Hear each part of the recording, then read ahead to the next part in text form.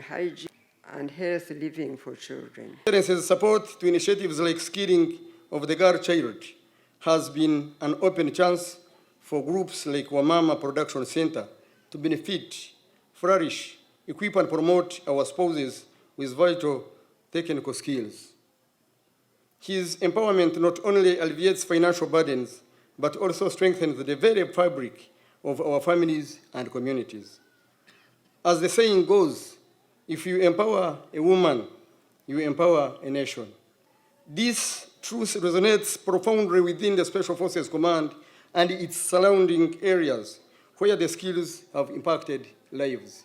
In each barracks, women gather, do their products, then we sell them together, and the barracks administration has always supported us. We have 21 products on market, and the SFC army canteens, they've been supporting us by buying from us what they supply to their credit and cash canteens. We are so happy.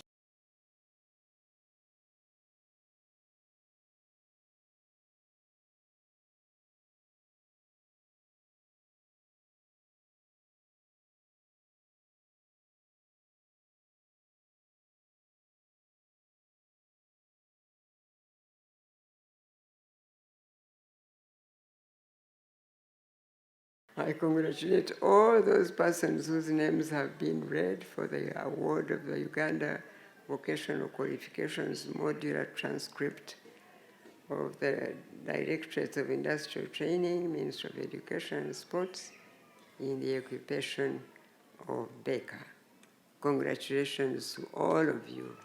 I always wish and pray that African women would have that unity and work together and save until one day they can say to the World Bank, we don't need your money. That's what we must work to see in Africa, because even when we learn to work, we don't even save. When you save a little money and Christmas is coming round, you get all of it and you use it and you have to start right. So let me call upon the leadership of Wamama Production Center to take advantage of the industrial hubs established by the President for the promotion of industrialization and manufacturing. This initiative provides a great opportunity for you to diversify your income.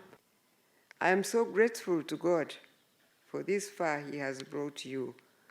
My dear sisters, my daughters, because in the past, the majority of SFC spouses were totally dependent on their husbands for a living.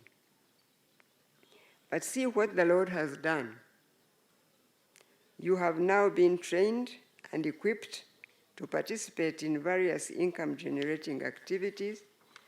This has not only contributed to building your self-esteem, but has also enhanced the welfare and well-being of your families. Please introduce programs such as Women in Leadership, Women's Health, issues of nutrition and hygiene, and health